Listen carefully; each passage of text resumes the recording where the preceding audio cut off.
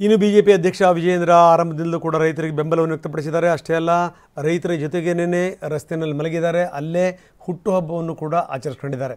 ರೈತರ ಚಳವಳಿಯ ಬಗ್ಗೆ ಇವತ್ತು ಆಗ್ತಿರುವಂಥ ಮೀಟಿಂಗ್ ಬಗ್ಗೆ ಏನಂತಾರೆ ನೋಡಿ. ನಾನು ನೇರವಾಗಿ ಮಾನ್ಯ ಸಿದ್ದರಾಮಯ್ಯನವರ ಮೇಲೆ ಆರೋಪ ಮಾಡ್ತಾ ಇದ್ದೇನೆ. ಕಬ್ಬು ಬೆಳೆಗಾರರ ವಿಚಾರದಲ್ಲಿ ನೀವು ಆಲಸ್ಯವನ್ನು ಮಾಡಿದ್ದೀರಿ, ಅಸಡ್ಡೆ ತೋರಿಸಿದ್ದೀರಿ. ಕಬ್ಬು ಬೆಳೆಗಾರರ ಹಿತಾಸಕ್ತಿಯನ್ನು ಕಾಪಾಡುವಂಥ ನಿಟ್ಟಿನಲ್ಲಿ ಯಾವುದೇ ಕ್ರಮವನ್ನು ಕಾಂಗ್ರೆಸ್ ಸರ್ಕಾರ ನಿಮ್ಮ ಸರ್ಕಾರ ತೆಗೆದುಕೊಂಡಿಲ್ಲ. ಈಗ ನೀವು ಪ್ರಧಾನಮಂತ್ರಿಗಳಿಗೆ ಪತ್ರ ಬರೆದು ನೀವು ಕೇಂದ್ರ ಸರ್ಕಾರದ ಮೇಲೆ ದೂರುವಂಥ ಪ್ರಯತ್ನ ಮಾಡ್ತಾ ಇದ್ದೀರಾ.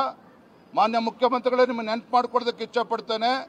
ಕೇಂದ್ರ ಯಾವುದೇ FRP ನಿಗದಿ ಮಾಡಿದ್ರು FRP ಪ್ರಧಾನಮಂತ್ರಿ ಒಬ್ಬರೇ ಕೂತ್ಕೊಂಡು ತೀರ್ಮಾನ ಮಾಡೋದಿಲ್ಲ. ಎಲ್ಲ ರಾಜ್ಯಗಳ ಇವತ್ತು ಅಧಿಕಾರಿಗಳನ್ನು, ಸಕ್ಕರೆ ಇಲಾಖೆ ಕಮಿಷನರ್ಗಳು ಎಲ್ಲರ ಅಭಿಪ್ರಾಯನ, ತಜ್ಞರ ಅಭಿಪ್ರಾಯ ತೆಗೆದುಕೊಂಡು ತೀರ್ಮಾನ ಮಾಡುವಂಥದ್ದು. ಆದರೆ ಮಾನ್ಯ ಮುಖ್ಯಮಂತ್ರಿಗಳೇ, ಕೇಂದ್ರ ಸರ್ಕಾರ ಏನೇ FRP ನಿಗದಿ ಮಾಡಿದ್ರೂ ಸಹ ನಿಮ್ಮ ಸ್ಟೇಟ್ ಅಡ್ವೈಸರಿ ಪ್ರೈಸ್ SAP ಏನಿದೆ, ಕೇಂದ್ರ ನಿಗದಿ ಮಾಡಿರ್ತಕ್ಕಂಥ FRPಗಿಂತಲೂ ಕೂಡ ಹೆಚ್ಚು ದರವನ್ನು ಕೊಡಬಹುದು. ಯಾರೂ ಕೂಡ ನಿಮ್ಮನ್ನು ತಡೆಯೋದಿಲ್ಲ.